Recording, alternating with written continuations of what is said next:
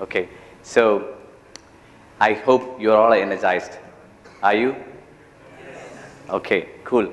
So today's topic is, my topic is Ceph and OpenStack, Red Hat's winning combination for enterprise clouds. I hope that I actually think that myself and Alok is one of the luckiest presenters today, because I have the, or we have the most dedicated and committed open source enthusiast over here. Right? You can feel that.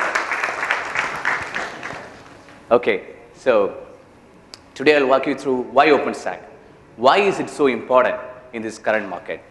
An overview of Ceph, overview of OpenStack, and why they are better together, how they are better together, some resources for you to explore further, and also a Q&A session as well. So most of our presenters have been talking about IT operations, the challenges they face, the pain they have on a day-to-day basis, right? So we are trying to address those things with newer technologies like software-defined storage technologies or software-defined data center technologies. So as I said, IT operations department have a lot of challenges. They have a lot of requests. They have been overwhelmed by requests. They have been overwhelmed by new type of demands, pricing, sizing, scalability, performance, green standards, standardization of the environment, and the list goes on, right? And especially from business owners, they face a lot of challenges. Especially they want to have faster time to market as well as elastic and scalable architectures, flexibility with pay-as-you-go model, on-demand business model.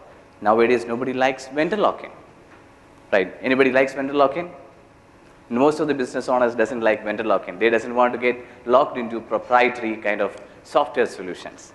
Okay, they are also being challenged heavily by developers. So the developers want quicker access to their environment. They want instant provisioning because their KPIs are based on the number of lines of code they write on a daily basis. So they want instant access to their environment so that they can start working on their application code. They want reliable access to their environment so that they can upgrade the applications, test their applications, quickly fix the bugs. And they are all being challenged by internally, within the department themselves, to reduce the cost, to increase the infrastructure utilization. These all challenges, these all new type of demands has been causing a seismic shift in the application design. Application has been becoming more and more complex these days. They have to be immediate in the sense consumers like us would like to have faster and reliable access to data. For example, if you're using iPhone, probably you will be using Siri sometimes, right? And if you are talking to Siri asking for a question, how is the climate looks like? Would you want an answer after a minute? Probably not. You want it in seconds of time. That's the kind of pressure an application is facing today. That's the kind of demand an application has to face today. Application have to be pervasive. Pervasive in the sense, I can access the application anywhere, on any device, on any network, on any time. And they have to present the data in multiple formats. That's a too complicated architecture for an application. That's way too complex. So applications are becoming more and more complex these days. Applications have to be infrastructure aware. That means applications have to demand for resources themselves using an API call, maybe network resources or storage resources. Applications have to be aware of different multiple failure scenarios. They have to be scale out. They have to be auto scaling. All these have put a lot of pressure on applications. For example, let's think about the business processing applications or business warehousing applications. These applications have been running on ERP, CRM, or OLTP kind of applications. But they have shifted towards MongoDB, Cloudera, Hadoop kind of architectures, right? These are seismic shifts which we are seeing. These are the kind of shifts which we are seeing in this current day-to-day markets. And they also have become diverse. Application has become widely diverse because we have cloud applications, we have mobile applications, newly coming up IoT kind of applications, big data applications, automation and abstraction. So the applications have become more and more diverse in the current scenario. And what has happened to our traditional infrastructures? What is so wrong about our traditional infrastructures? Why are we seeing this seismic shift? One of the main reasons is that data has become too large. Data is growing at an unprecedented rate, especially unstructured data. If you look at the numbers, the unstructured data is growing at a rate of 62% on a year-on-year basis. And by 2022, 93% of your data will be unstructured. Just 7% will be structured or semi-structured. The traditional infrastructures won't be able to match or won't be able to meet the demands of these kind of newly created cloud applications. Scale up is no more an answer. Scale out has become a necessity. One large monolithic VM cannot meet your demands. The next reason is that service requests has become too large. A lot of devices are becoming online on a day-to-day basis. Service providers find it too difficult to manage these requests with the traditional infrastructure is not able to meet these demands. Traditional applications are not able to meet these demands. Application programmers or developers they are rewriting the code so that they can meet these kind of demands.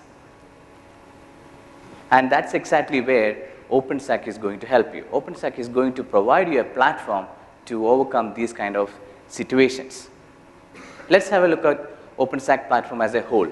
OpenStack consists of basically services which works together to form a framework for the cloud. And these services are some kind of scripts which runs on top of an operating system which uses the underlying hardware resources. For example, Nova, which is a compute script. Compute script uses the underlying hypervisor or compute resources. Neutron, which is a networking script, uses a network interface card or the underlying associated drivers and underlying other hardware resources. So all these multiple services which runs on top of an operating system uses the operating system functionalities and its libraries. That means OpenStack is critically dependent upon an operating system. The whole efficiency, scalability, and performance of your OpenStack environment really depends upon what kind of operating system you run on. Let's see what Red Hat does on an OpenStack platform. Red Hat is one of the first vendors who realized the critical dependency of OpenStack on a Linux operating system.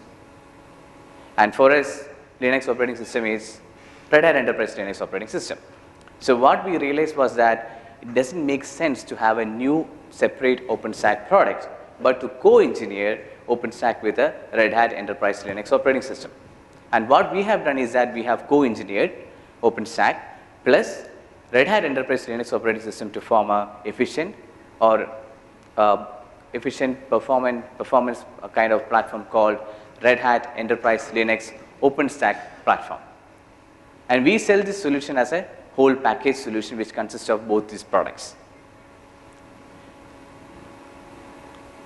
And how we do this and why we do this, how we integrate these products. So Red Hat has put a lot of effort, time, and money to enable these two platforms, to optimize these two platforms, to add enablers onto these platforms. If you look at OpenStack, OpenStack has basically 9 services. These 9 services can be deployed on one single server or across multiple servers, depending upon your redundancy and reliability needs. Sometimes you have to use third-party plugins. These third-party plugins can be used to talk to your unique systems and applications in your data center. And these third-party plugins have to be installed on a Linux operating system. And Red Hat has done a lot of work in integrating and making sure that these third-party plugins are compatible with Red Hat Enterprise Linux operating system. Red Hat has done a lot of work around hypervisors like KVM to improve the performance of guest OS, to adopt or to interop with Windows operating systems. A lot of work has been done on networking services like onboarding SDN players, optimizing security policies, optimizing isolation of VMs. A lot of work, a huge amount of work has been done on Ceph, integrating Ceph with OpenStack. That's one of the critical discussion points we have today, which I'll be covering in the next coming slides. And the last point for this slide is that we have one of the largest certified ecosystem for services and hardware platforms, which I'll be covering in one of the slides in the coming up slides. So as a whole, as a summary, why should somebody choose Red Hat as a trusted business partner? Why should somebody choose Red Hat as a trusted vendor? If you look at a whole, like other products within Red Hat, we take the community bits, we harden it. We make sure that it's being optimized. Make sure that enablers are being added on top of it. We make sure that the code goes a thorough QA process so that it's enterprise ready, so that it's production ready. Over here, we have co-engineered OpenStack with Red Hat Enterprise Linux operating system because of the critical dependency OpenStack has on a Linux operating system. And if you look at the latest version of OpenStack, which is OpenStack 7, which is based on Kilo, we have come up with a GUI-based installer, wizard-based installer called OpenStack 7 Director, which helps you to install OpenStack in a very hassle-free manner. Also, unlike the community bits, which is changing every 6 months, we make sure that our our OpenStack product has 3-year complete lifecycle support. We have a world-class global support process. We have training programs as well. Like if you are interested in learning about OpenStack, you can go ahead and approach us for OpenStack courses. Or if you are interested in certification programs, we have certification programs as well. Or if you need some hand-holding for your one-time projects, you can use our professional services department or consulting department, where they will help you to architect, implement, even manage and operate your environment. Let's talk about Red Hat storage. So I will use an example to explain this slide. Let's consider an OpenStack environment as an example. OpenStack consists of virtual machines. Virtual machine consists of virtual disk attached to it. These virtual disks store operating system data or application data. And normally these disk has been served from the local servers.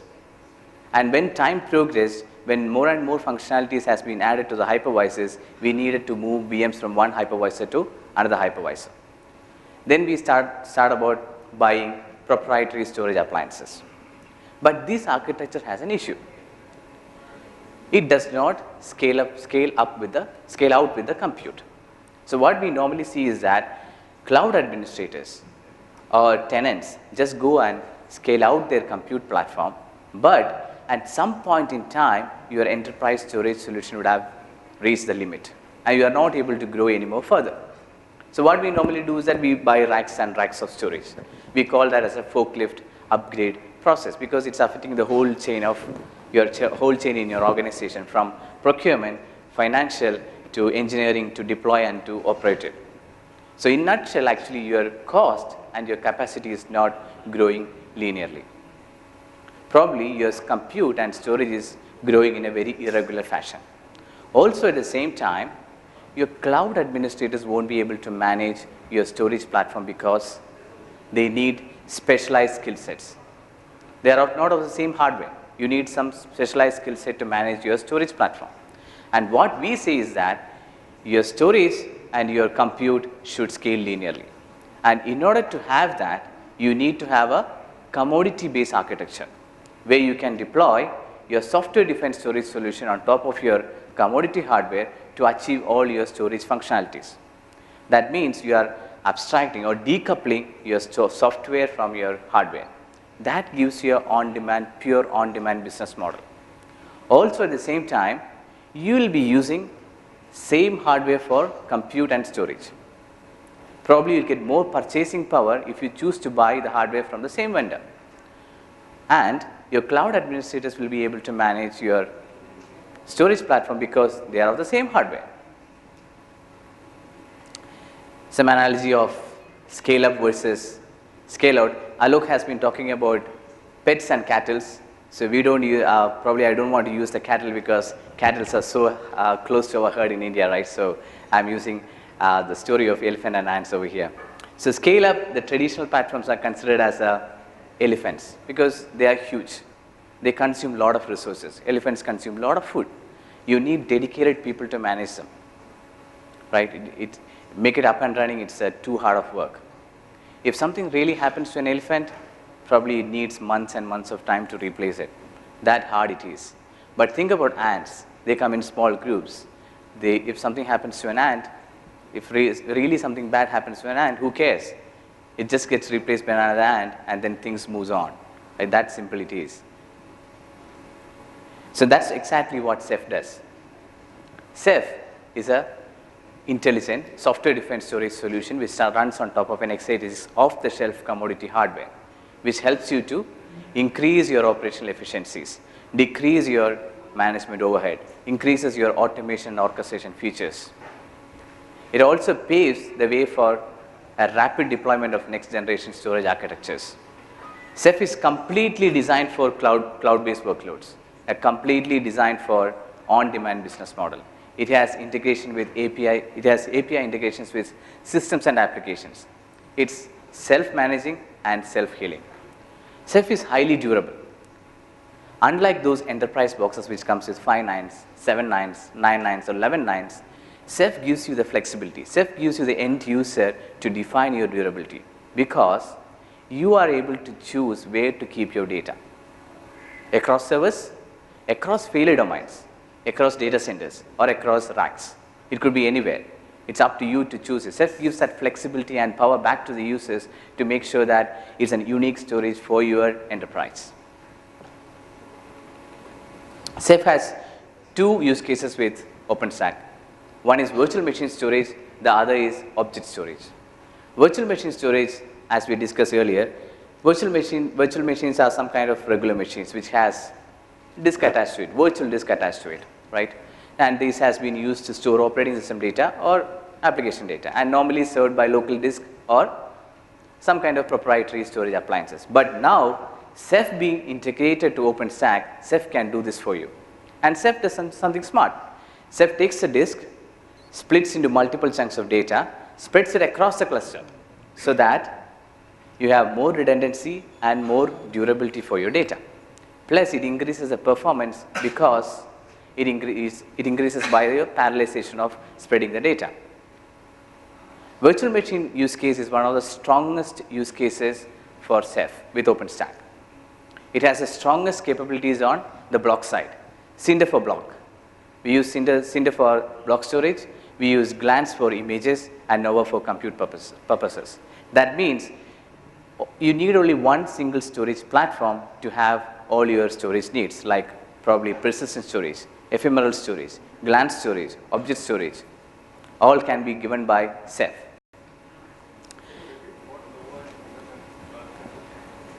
On the Nova side?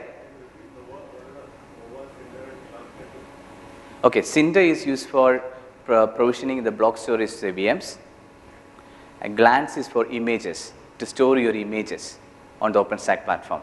So Ceph becomes a backend platform to store all the OpenStack images.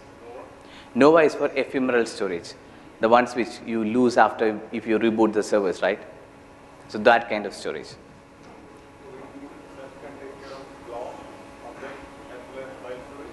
File is not ready now.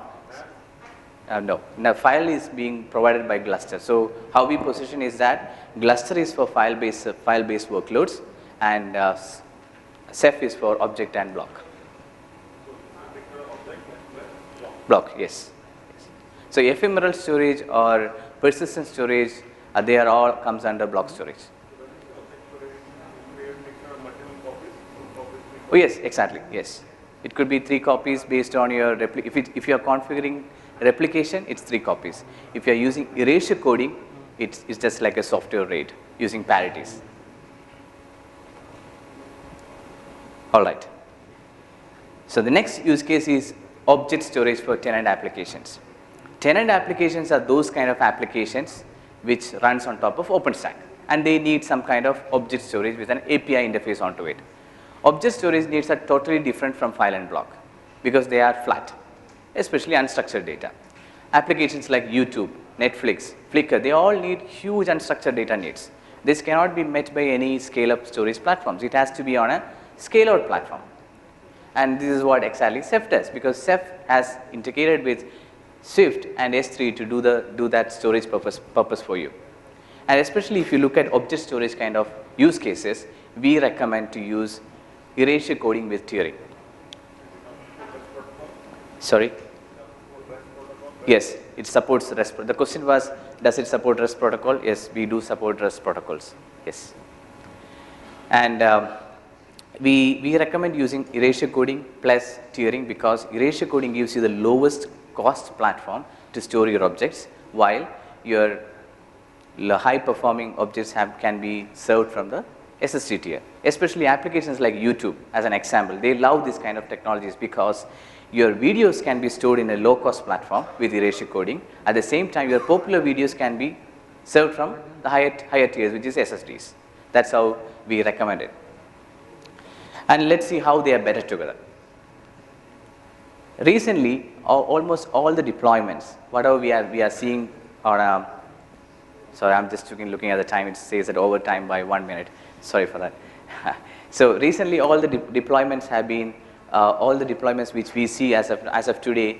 Most of them use Ceph as a backend for OpenStack. Ceph as a default backend for OpenStack. And also, if you look at the recent surveys, it says that Ceph has been voted as the #1 storage for OpenStack platform. These all things just says that how tightly they are integrated. You might not have to do much work around integrating these two products. On a technical basis, if you look at the technical integration, Ceph clients, the Ceph storage clients are already installed on Nova nodes. Suppose if you are using OpenStack 7 director as your installer. OpenStack 7 director installs both Ceph and OpenStack at the same time. No need of separate installers if you use OpenStack 7 director. And OpenStack 7 director installs the Ceph clients on the Nova nodes. Also at the same time, your driver configurations, Ceph driver configurations are already done for you. You don't have to manually configure the drivers for Ceph.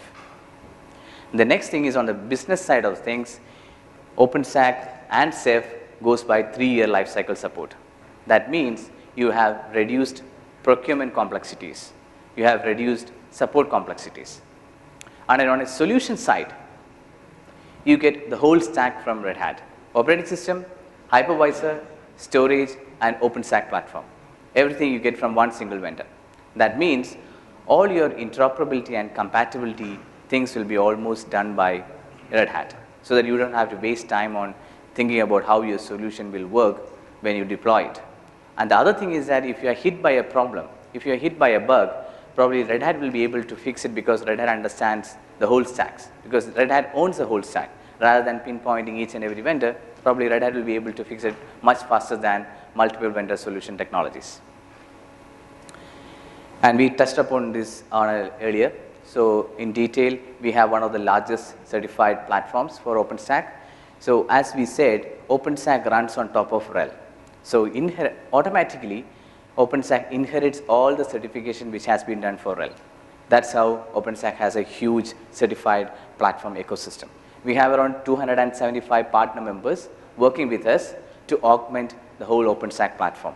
So all these incredible numbers just says that we have a huge number of partners. We have huge number of developer communities, independent software vendors. We have SIs, cloud service providers, channel partners who are working with us to make sure that your solution is enterprise ready, your solution runs efficiently and in a faster way. And one of the last slides for today. FICO is a good use case for us. FICO was one of the successful customers for us because they have been using the whole cloud suite from Linux, which is operating system. We have OpenStack. They have been using Ceph. They have been using OpenShift, and they have been using CloudForms as well. FICO says that FICO has reduced time to value for developing analytics solution by up to 70%. That's a good testimony for us, and that's a good use case if you want to use Red Hat complete cloud suite. We have success stories behind FICO. Some resources for you to read on if you are interested in understanding or reading more about Ceph and OpenStack. Please do search for these links, or you can reach out to me as well. You can take my name cards. You can email me anytime, no issues. I will be able to reply it. Or at the same time, if you have any questions right now, you can ask me. I'm open for questions. Do you have a mic? Latency problem in the storage, how does OpenStack problem reports it for the management? Okay, as of now, we have to use OpenStack monitoring mechanisms. You can use Nagios for that. If you integrate Nagios with OpenStack, probably Nagios can talk to Ceph, push all the details back to Nagios to understand your IOPS, disk IOPS, your network IOPS, Yeah, or if latency there and is things like that. any server which is facing IOPS in the application layer, Uh-huh. and the server is required more IOPS from the storage. So how does manage? Okay. So if you look at the server, look at the Ceph side of things, we use a management part called Calamari. Okay. Calamari is a management for Ceph. It's a GUI based management. If you use Calamari, you can see how Ceph is performing. Based on the nodes, based on the disk, and even at SSD levels or even hard disk levels. So that way you can analyze which node in Ceph is doing what. But at an application side, if you are performing a latency issues, we have to dig down from an approach like which NIC card it is being using, which switch it is going through, and which node it's being used, how the data is being split. All these components have been stitched together to understand what's the latency problem. If you have a latency problem at the storage side, you can easily scale up. In the sense, you can easily scale out with more number of nodes, more number of disk. That way you can solve the problem. But to exactly find it out, we have to undergo the whole process, like where it starts, where it ends.